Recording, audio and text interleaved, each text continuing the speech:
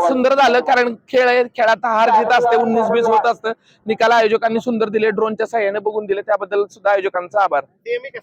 Semi खरंच डोळ्याचा पारणं फेडणारा semi होता, कारण सगळ्यांचं लक्ष होतं सेमी क्रमांक 4 मध्ये.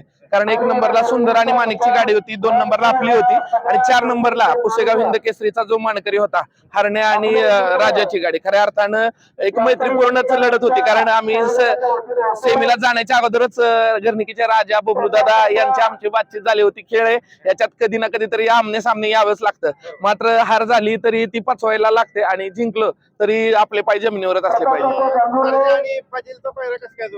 नक्कीच सर्जा आणि फाजिलचा पायरा ज्यांनी जुळवला त्याबद्दल आमचे मित्र दैवत गोवेकर यांचं खऱ्या अर्थानं मी आभार मानतो, कारण अलीकडे त्यांचा दत्ता गायकवाड यांचे बंधू अमोल गायकवाड यांचं देखील आभार मानतो, कारण त्यांना आम्हाला फाजिल दिला.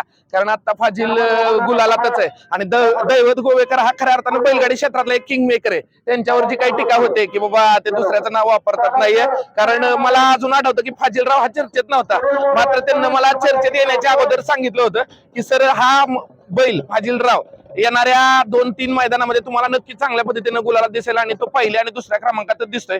त्याबद्दल खऱ्या अर्थानं किंग मेकर दैवत गोवेकर यांचं मी खऱ्या अर्थानं आभारच मानतो आणि अमोल गायकवाड यांचं देखील आभार मानतो. फायनल नक्कीच डोळ्याचं पारणं फेडणारी फायनल झाली, कारण आपला खोंड उजवीला झुकला होता आणि नेहमी डावीना पळत असतो. महाराष्ट्रात सुद्धा चर्चा होते की बाबा डावीनच एका खांद्यानंच खोंड पळतोय, मात्र दोन्ही खांदी खोंड पळतोय. त्याबद्दल त्याच्यानंतर बलमाचं देखील मी आभार मानतो, कारण आज बलमा खरंच पब्लिकचं बेताड म्हणूनच पळला, कारण गट सुद्धा कडेनं काढला, सेमी सुद्धा कडेनं काढला आणि फायनल सुद्धा कडेनं काढला. कारण बलमावरती पण टीका होत होती की तो आतलाच बैल आहे, मात्र आज त्यानं सिद्ध केलं. अक्षय मोरेंची आमची चर्चा झाली की लोक काही म्हणत असतात, पण ज्या दिवशी बैल पळतो ना मग तो पब्लिक काही बघत नाही. मग आज सुनील मोरे सुद्धा म्हणलं की बलमा आज खऱ्या अर्थानं पब्लिकचं बिताडच ठरला. त्याबद्दल अक्षय मोरेंचं देखील मी आभार मानतो.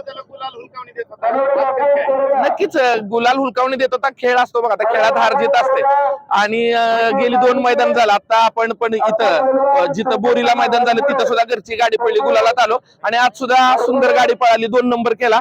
चला ठीक आहे, येणाऱ्या मैदानामध्ये सुद्धा अजून चांगल्या पद्धतीनं कमबॅक करण्याचा प्रयत्न करू. 1 नंबर कधी होतो कधी नाही होत, मग त्याच्या भानगडीत आपण पडायचं नाही.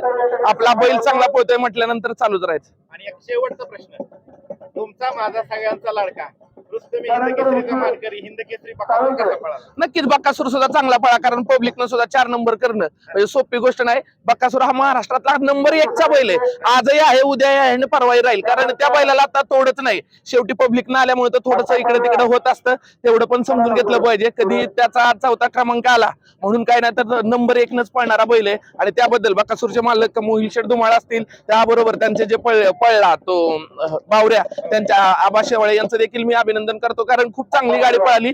गटाला पण चांगली पळाली, सेमीला पण कडनच पळाली गाडी. नशीब असतं कधी कडनं येता कधी मध्ये येता, मध्ये आल्यानंतर तुम्हाला ते बकासूर 1 नंबरच करतो. आज चला 4 नंबर झाला, कडनं पळाला पण छान पळाला, उत्तम पळाला. आता सर्जाचं आगामी नियोजन काय असणार? आगामी नियोजन 23 तारखेला पळणार आहे सर्जा, तर बघूया आता अजून काय पाहिजे. या व्हिडिओच्या माध्यमातून बरीच मोठी मैदानं आगामी येऊन ठेपलेली आहेत. नवीन प्रेक्षक आहे, नवीन भाग आहे.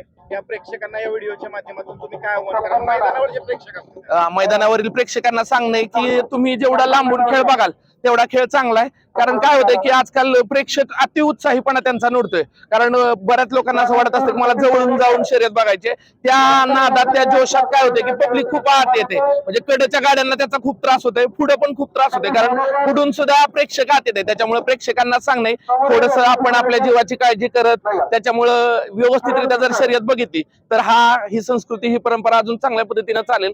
तुम्ही जर जास्त त्रास दिला तर त्या बैलांना पण पळता येत नाही, त्याच्यामुळे कधी कधी चांगल्या बैलांना त्याचं नुकसान होतं. आणि नक्कीच तुम्ही समजूतदारपणे ह्या गोष्टी घ्याल आणि आगामी मैदानात आयोजकांना सहकार्य कराल. निश्चितच सर, अभिनंदन तुमचं. धन्यवाद.